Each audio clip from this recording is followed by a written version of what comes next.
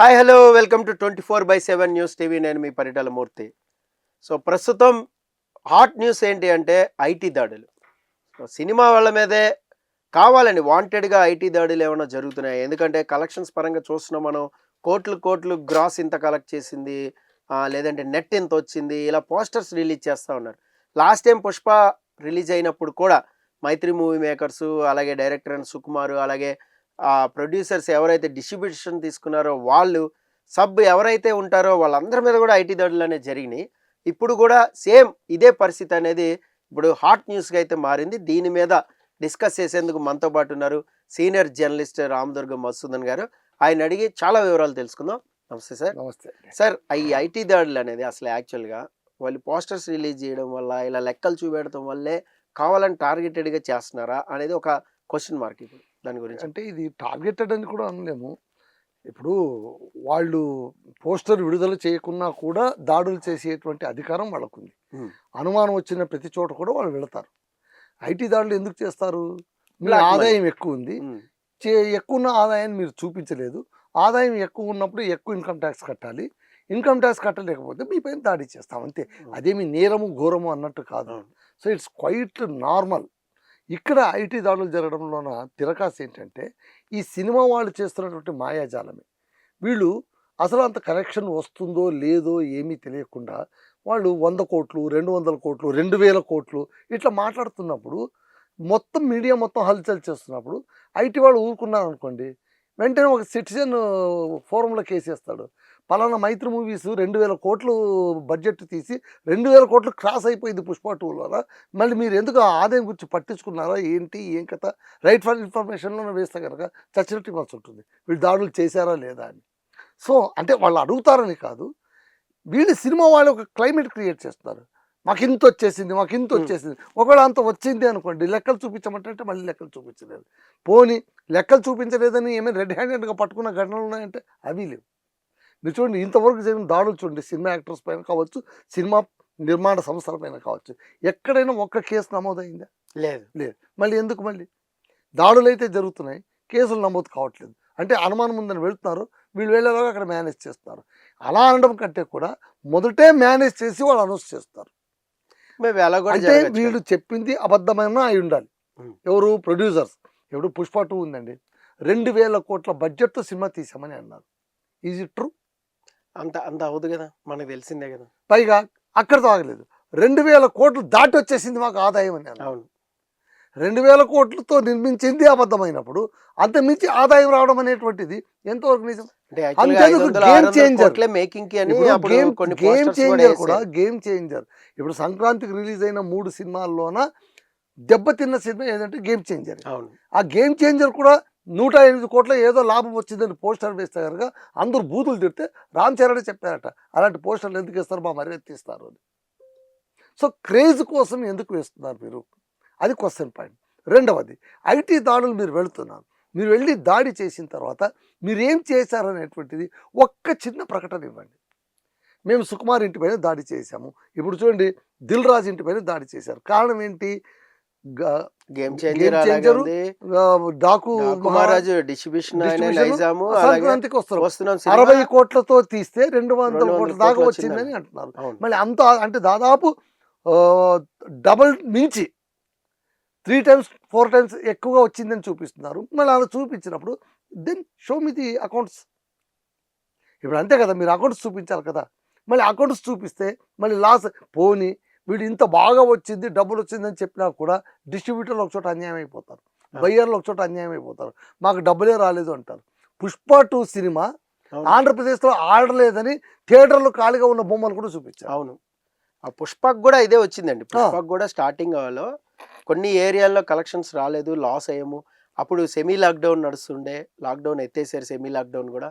దాని తర్వాత రిలీజ్ అయిన సినిమా. సో అప్పుడప్పుడే సినిమా థియేటర్కి జనాలు వస్తూ ఉన్నారు పుష్పకి, అప్పుడు పుష్ప 1 అప్పుడు. సో అది కూడా ఫేక్ కలెక్షన్స్ అని చాలా మటుకు చెప్పారు. పెద్ద సినిమాలు అనేవన్నీ కలెక్షన్లు కూడా డౌటే, ఖచ్చితంగా డౌటే. మూవీ మేకింగ్ ఎక్స్పెండిచరే డౌట్. అవును. మీరు కలెక్షన్ కథ పక్కన వదిలిపెట్టేసింది.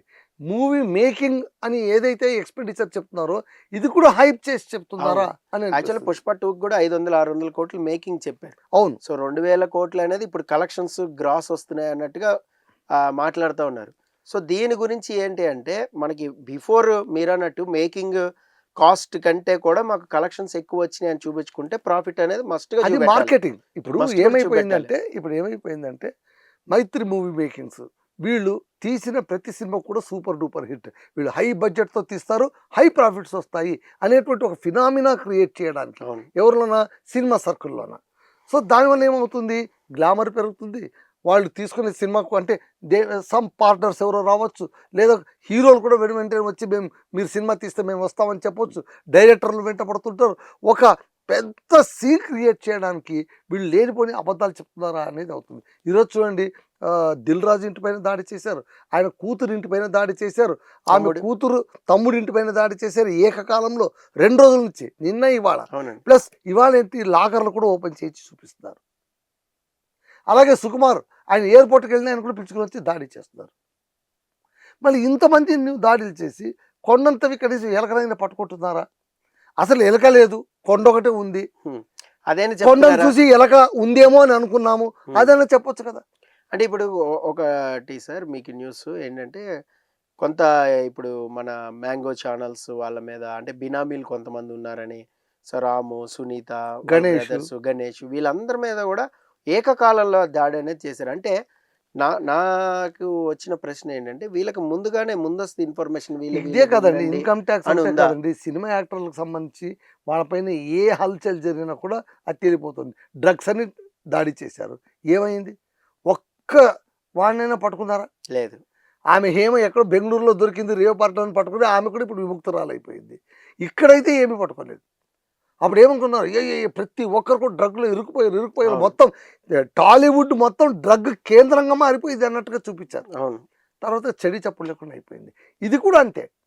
అప్పుడప్పుడు వీళ్ళు ఐటీ వాళ్ళు పోతుంటారు, మేము ఉన్నాం అన్నట్టు పోతుంటారు. ఐటీ వాళ్ళకి వచ్చిన భయం ఏంటంటే ఇక్కడ వీళ్ళు ప్రకటించేస్తారు, పోస్టర్లు వేసుకుంటారు. పుష్ప 2 పోస్టర్ వేశారు, అవును. మొదటి వారంలోనే 200 కోట్లు దాటేసింది అని. అలాగే ఊరంతా సంక్రాంతికి వస్తున్నాం అది కూడా వేశారు. చివరికి గేమ్ చేంజర్ కూడా పోస్టర్ వేసుకున్నారు. అవును. మళ్ళీ ఈ పోస్టర్ల గోల ఏంటి? ఓకే, సినిమా కల్చర్లోన కలెక్షన్స్ చెప్పడం అనేటువంటిది మొదటి నుంచి వస్తుంది, మొదటి నుంచి కూడా. ఇప్పుడు చూడండి, 50 డేస్ నడిచాయి పూర్వకాలంలో. 50 డేస్, 100 డేస్, 150 డేస్, 175 డేస్ కూడా నడిచాయి. అవును. సిల్వర్ జూబ్లీ ఫంక్షన్ కూడా చేసుకున్నారు, గోల్డెన్ జూబ్లీ ఫంక్షన్ కూడా చేసుకున్నారు. అలా చేసుకున్నప్పుడు 100 డేస్, 50 డేస్ రాగానే మొదట ఏం చేశారు, 50 డేస్ వస్తే 50 డేస్ వరకు ఎన్ని సెంటర్లలో ఆడింది, చివరికి ఇంత గ్రాస్ కలెక్షన్స్ ఇంత అని చెప్పేవాడు. అవును. అదొక ప్రైడ్. మా సినిమా 50 రోజుల్లో ఇంత కలెక్షన్ చేసింది, 100 రోజుల్లో ఇంత కలెక్షన్ చేసింది, ప్లస్ 100 రోజుల్లో కూడా సింగిల్ థియేటర్లు ఎంత, డబుల్ థియేటర్లు ఎంత, సింగిల్ షోలు ఎంత, 3 షోలు ఎంత అని లెక్కలతో సహా ఇచ్చేవాళ్ళు. అవును. అభిమానులకు అందరికీ అది చిట్టా పద్దులాగా ఉండేది. అవును. ఎన్టీ రామారావు ఏఎన్ఆర్ పార్టీ వాళ్ళు కొట్లాడుకునేవాళ్ళు, మాది 10 సెంటర్లు అంటే మాది 20 సెంటర్లు అనేవాళ్ళు. 20 సెంటర్లలో సింగిల్ ఆట ఆడింది లేవయ్యా అని వాడనేవాడు. సో ఇలా జరుగుతుండేది కల్చర్. రాను రాను ఏమైపోయింది, 50 రోజులు కాకుండా 25 రోజులు కలెక్షన్ వేయడం మొదలు పెట్టారు. తర్వాత మొదటి వీక్ కలెక్షన్స్ అని చెప్పడం మొదలు పెట్టారు. తర్వాత ఫస్ట్ 3 డేస్ కలెక్షన్ చెప్పడం మొదలు పెట్టారు. ఇప్పుడు సింగిల్ డే కలెక్షన్ చెప్తున్నారు. సో మొదటి నుంచి కూడా వస్తున్నటువంటి ఈ అనాచారము, ఈ బ్యాడ్స్ కల్చరు ఇప్పుడు దాకా కూడా కొనసాగుతుంది. అసలు సినిమా యాక్టర్స్ కృష్ణపైకి చాలా ఫేమస్ ఒక మాట ఉంది. సినీ నటి వాణిశ్రీ ఒక ఇంటర్వ్యూలో చెప్పారు, మీకు పలానా ఏ హీరోతో ఎలా ర్యాప్ ఉంది అని చెప్తున్నప్పుడు కృష్ణ గురించి మాట్లాడుతూ, అమ్మో ఆయన చాలా తెలివితేటలండి, ఎప్పుడు మూడిగా ఉంటారు, ఏమీ మాట్లాడరు, ఎంత మాటో అంత మాట్లాడతారు. కానీ సినిమా కలెక్షన్ విషయం వచ్చేసరికి ఆయన అనా పైసలతో సహా లెక్క చెప్తారండి. ఫలానా సినిమాకు ఫలానా రోజులు 50 రోజుల్లోనే ఇన్ని రూపాయలు, ఇన్ని లక్షల, ఇన్ని వేల, ఇన్ని వందల, ఇన్ని 10 రూపాయలు, ఇన్ని పైసలని చెప్తారు. మొదట్లో నేను నమ్మేదాన్ని కాదు, ఏదో రీల్ వదులుతున్నారని. తర్వాత ఇంటికి వెళ్ళి చూస్తే నిజమండి బాబు, అంకెలతో సహా చెప్పేవాడు ఆయన. బా గ్రేట్ కదా. కృష్ణ గారు అంకెలతో సహా కలెక్షన్ చెప్పేవారు. సో అలాగా అది అప్పట్లో ఫ్యాంటసీ. అది ఈవెన్ అభిమానులు కూడా గుర్తుపెట్టుకొని చెప్పాలి. అవును. ఏదైనా వాదన వచ్చినప్పుడు మా హీరో పలానా సినిమా అవును, తీసినప్పుడు అవును. 100 రోజులు 50 థియేటర్లో ఆడింది, అవును. 100 రోజులు 20 థియేటర్లో ఆడింది అని చెప్పేవాళ్ళు అనమాట. ఉమ్. సో ఇప్పుడు అది పోయి తొండ ముదిరి ఊసిరి వెళ్ళైనట్టు ఇప్పుడు ఏమైపోయిందంటే ఎట్లాగూ వారం రోజుల నుంచి ఆడే ప్రసక్తే లేదు. అవును. ఇక్కడ 50 రోజులు గోల ఉండదు, 100 రోజులు గోల ఉండదు. ఇక్కడ ఏంటి, ఇక్కడ 1 వీకే సక్సెస్ మీట్. ఇంకొకటి meet. ఏంటి, సినిమా తీసిన గంటలోనే సక్సెస్ మీట్. Success meet. అవును. అది సక్సెస్ అయిందా, ఫెయిల్ అయిందా, Fail అయింది. ప్రేక్షకుడిని మాట్లాడనివ్వకుండా చేసే ఒక దాడి ఇది. విజయయాత్రలు కూడా ఆ, నెక్స్ట్ డేనే అదే వెళ్ళిపోతారు. మళ్ళీ అదే సక్సెస్ మీట్, విజయయాత్రలు. విజయయాత్ర అప్పట్లోనైతే కనుక 50 రోజులకు 100 రోజులకు వచ్చేవాళ్ళు. వచ్చేవారు. 100 days ఫంక్షన్ ఎక్కడో చేసేవారు. ఆ ఫంక్షన్ ఇప్పుడు ఈ పోస్టర్లు కానీ ఇవి కానీ ఈ సినారియో ఈ లెక్కలు ఇవన్నీ కూడా ఓపెన్ అప్ అవడం వల్లే ఈ ఐటీ దాడులు అంతే. జరుగుతున్నాయి అంటారు. ఇప్పుడు మూర్తి గారు ఉన్నారండి. మూర్తి గారు ఏమి చెప్పకపోతే ఎప్పుడైనా తెలిసినప్పుడు ఐటీ వాళ్ళు ఒక చిన్న నోటీస్ పంపిస్తారు. బాబు నీ అకౌంట్ చూస్తుంటే ఇప్పుడు పైగా ప్రతి ఒక్కటి కూడా అకౌంట్స్ ఉంది, అకౌంటబుల్. ఏది కూడా వైట్ ట్రాన్సాక్షన్స్ క్లీన్గా పట్టుబడిపోతుంది. అవును. నీ పాన్ కార్డు ఉంటే చాలు, నీ ఆధార్ కార్డు ఉంటే చాలు, ఇంకేం అక్కర్లేదు. అవును. నీ బ్యాంక్ అకౌంట్లు మొత్తం అక్కడ రిఫ్లెక్ట్ అయిపోతుంటాయి. సో ఇక్కడ దాచిపెట్టేదంటూ ఏమీ లేదు. మళ్ళీ ఇదంతా కూడా వైట్ ట్రాన్సాక్షనా లేకుంటే బ్లాక్ ట్రాన్సాక్షనా? వీళ్ళు చెప్తున్న కరెక్షన్ వైటా బ్లాకా? బ్లాక్ అంటే ఏంటి, అన్అకౌంటబుల్. అన్అకౌంటబుల్ అమౌంట్ నువ్వు చెప్పావంటే you will be accountable, correct. అంతే కదా. సో ఇక్కడ ఐటీ వాళ్ళు ఆలోచించాల్సింది ఏంటంటే మొదటి రోజే 100 కోట్లు 200 కోట్లు అన్న వాళ్ళ దగ్గర పోయి పోస్టర్ పట్టుకొని అడగాలి, నువ్వు వేసిన పోస్టర్ ఇది, నీ దగ్గర డబ్బులు తీ, నాకు 200 కోట్లు చూపించవాను. లెక్క చూపెట్టి. సార్ అట్లా కాదు సార్, అవన్నీ వద్దు, నాకు నువ్వే కదా పోస్టర్ వేసింది, మైత్రి మూవీ మేకర్స్ మీదే కదా, మీరే కదా పోస్టర్ వేసింది, లెక్క తీయండి. అలా అడిగితే తప్ప ఇక మీద వాళ్ళు సైలెంట్గా ఉండరు. ఎవడైనా ఎక్కువ సంపాదించిన వాడు ఊరికే ఉంటారు. సామాన్యంగా వ్యాపారులు నష్టం వచ్చిందని చెప్తుంటారు, ఎంత ఎక్కువ తీయని మాకు నష్టం వస్తుంది. ఒక్క సినీ పరిశ్రమలోనే మాత్రమే. ఏ వ్యాపారం అయినా తీసుకోండి సార్, పెద్ద పెద్ద బిజినెస్ మ్యాగ్నెట్లు తీసుకోండి, నాకు వ్యాపారంలో ఈ మధ్య లాస్ వస్తుందండి అంటారు. ఆ లాస్ చూపించి ఐటీ నుంచి బయటపడదామని. బహుశా దిల్ రాజు కూడా ఇప్పుడు లాస్ చూపించి బయటపడే అవకాశాలు చాలా ఉన్నాయి. ఎందుకంటే గేమ్ చేంజర్ అయిపోయింది అది. అవును. అది ఎంత లేదని లాస్ వచ్చింది కాబట్టి ఊరంతా సంక్రాంతికి డబ్బులు వచ్చినా కూడా గేమ్ చేంజర్లో పోయిందని ఈయన తప్పించుకోవచ్చు. మైత్రి మూవీ మేకర్స్ సుకుమార్ వీళ్ళు మాత్రం గట్టిగా పట్టుబడిపోతారు. ఎందుకంటే వాళ్ళు 2000 కోట్లు అని చెప్పారు. మళ్ళీ వాళ్ళు ఏం ఆన్సర్ ఇస్తారో చూడాలి. కనీసం ఈసారైనా ఐటీ వాళ్ళు రెస్పాన్సిబుల్గా మేము దాడి చేశాము, అకౌంట్ బుక్కులు ఇట్లా దొరికాయి, వీళ్ళు చెప్పేవని దొంగ లెక్కలను చెప్పారండి. కనీసం 2000 కోట్లు కాదు కదా, 2 కోట్లు కూడా లేవరా నాయన అని చెప్పానండి. సో అదైతే ఫస్ట్ నుంచి కూడా ఉంది. సో చూద్దాం మరి ఈసారైనా అలా చేస్తారో లేదా అనేది చూద్దాం sir. Thank you very much. Thank you so much. So ఇది దిల్ రాజు అండ్ టీం మీద అయితే ఐటీ దాడులు అయితే జరుగుతున్నాయి. సో దాని సినారియోస్ ఎలా ఉంటాయి ఏంటి అనేది సో మనం తర్వాత కూడా చర్చలో పాల్గొందాం. This is Paritala Murthy signing off. Bye by.